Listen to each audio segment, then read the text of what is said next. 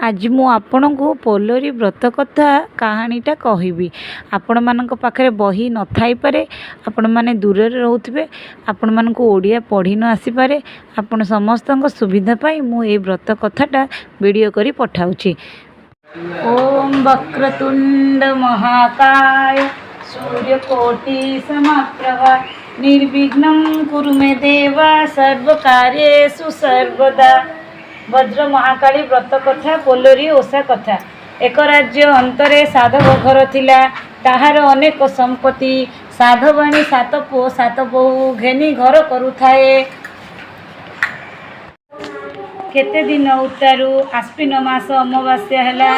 साधवाणी बोहू मानंकु कहिला, आदि आरद्रा अमावास्या वज्र महाकाली पूजा, घर द्वार लिपा पोछा करी झोटी दियो। एहा सुनी बोहू माने लिपा पोछा कले, झोटी देले, चाउल बिरी बतुराइले, दुब 7 गोटी कले, हलदी 7 गोटी कले, अरुआ चाउल 7 गोटी कले, सुवर्णर पुस्ता गुड़ाई आनिले। सात बोहू को सासू कहिला, चाउल छाणी करी रख, चूना कुटा हेबो। एहा सुनी सान बोहू चाउल छाणीबाकू गला। छाणु छाणु 2 गोटी चाउल तुंडरे पकाई देला। एहा काहारी को जणा नाही। से समय रे वज्र महाकाली देवी बाहर होई ताहार हाथ धरी पकाई कहिले, किलो चंडालुणी मोर अमुनिया अईठा कलु, तो सासू को कहबी। साधव सान बोहू कहिला, माग मु न जानी दोष कली, मोर अपराध क्षमा कर।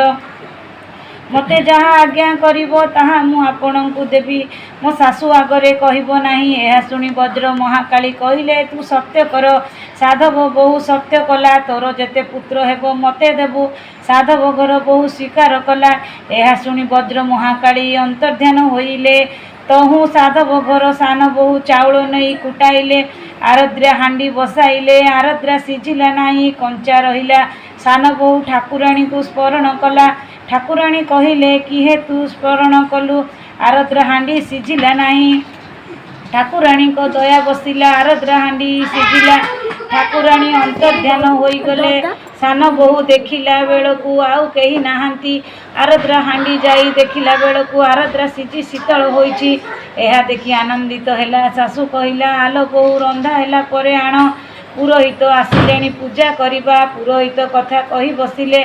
साधवाणी ओषा पूजी बसिले। इंद्र गोविंद चांदुआ बांधिले, माणिक्यर दीप जालिले, पाटरे पहाड़ा पारिले, हलदी मालपा लगाई शिलिपा को बसाइले, पंचामृत स्नान कराइले, हलदिया पाट पिंधाइले, फूल चंदन देले, कला सिंदूर देले, धूप दीप दे पूजा कले।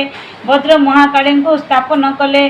धान गछ, ओल गछ, वज्रमूली गछ, आखु गछ, अँला डाल, बेल डाल बाढ़िले, कदली नड़िया बाढ़िले। वज्र महाकाली को सुवर्णर पुस्ता लगाइले। कखारू पत्र 7 गोटी पकाई आरद्रा बाढ़िले, निशंकुड़ी बाढ़िले, 7 सागर तीयण बाढ़िले। ठाकुराणी को नैवेद्य कले, कथा शुणिले। कखारू पत्र 7 गोटी पकाई पानी कखारू 7 गोटी गड़ाइले। पुओ झियो नाती नातुणी डकाइले, कथा शुणिले। पुरोहित को दक्षिणा देई विदाय कले। सही प्रसाद को समस्ते बांटी खाइले, साही पड़िशा को देले। एथि उतारू केते दिन गला परे सान बहु गर्भवास हैला। देखु देखु 10 मास हैला। पेट बथा हेबारु सासू को कहिला, मोर पेट बथा होउची। सासू धाई परिवार लगाइला। पुओ जन्म हैला। नाभि काटी चंदन काठरे अंतुड़ी कले, धाई लगाइले। 3 दिन षष्ठी पूजा कले। सही दिन संध्या बेलू ठाकुराणी आसी प्रवेश हेले। पुओटी को मागी कहिले, किलो तू पूर्व सत्य करिथिलु, बासरी गलु कि? ताहा शुणी साधव घर बहु मने कला, मु सत्य करिछि, नहेले सत्य भग्न हेबी। पुओटी को महाकाली हस्त को बढ़ाई देले।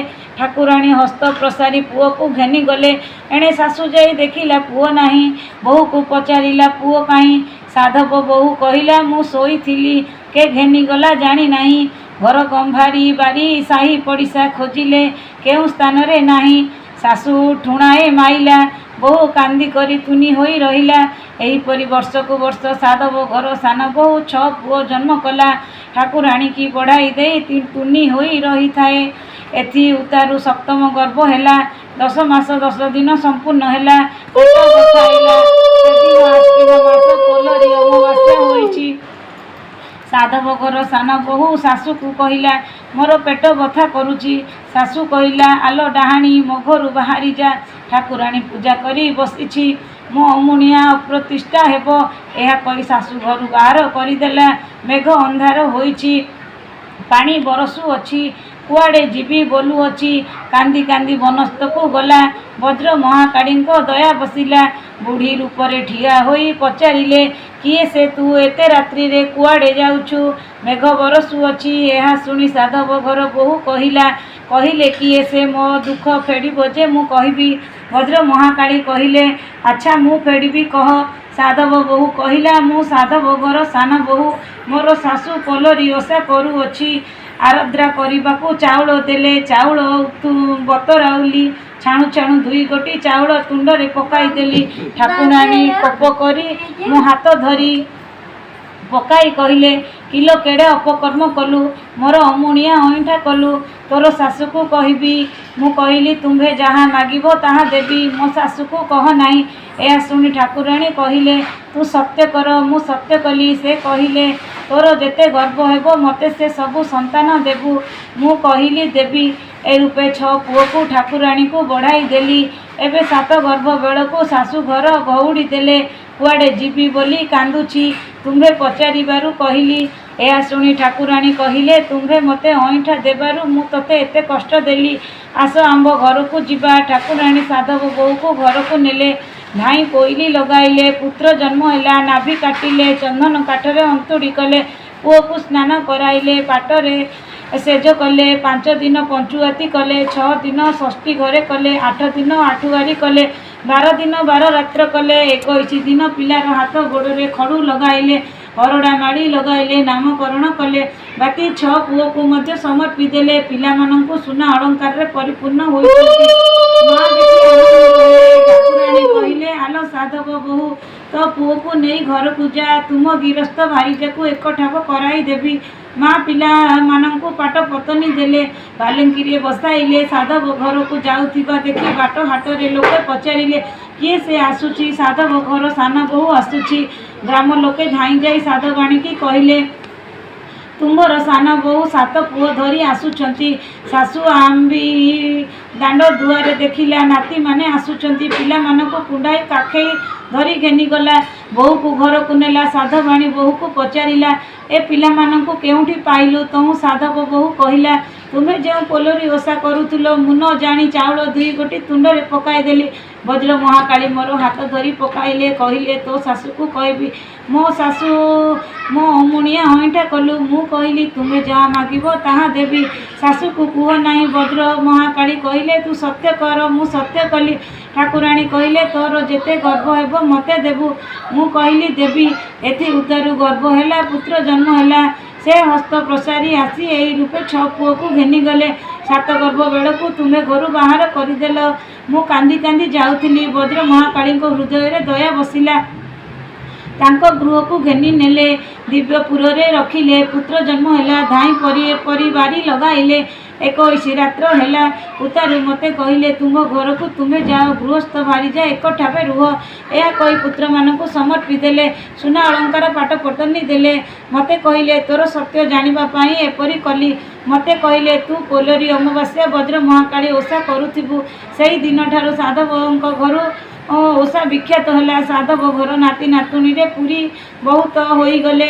इंद्र संपत्ति भोग कले। सही दिन ठारू वज्र महाकाली पोलरी ओषा संसार रे विख्यात है। यही ओषा कले अपुत्रिक नारी पुत्र प्राप्त हेब। निधन प्राप्त हेब। जहाँ मनासिक विधि मते ओषा कले ताहाकु वज्र महाकाली दयाकरी समस्त प्राप्त करती।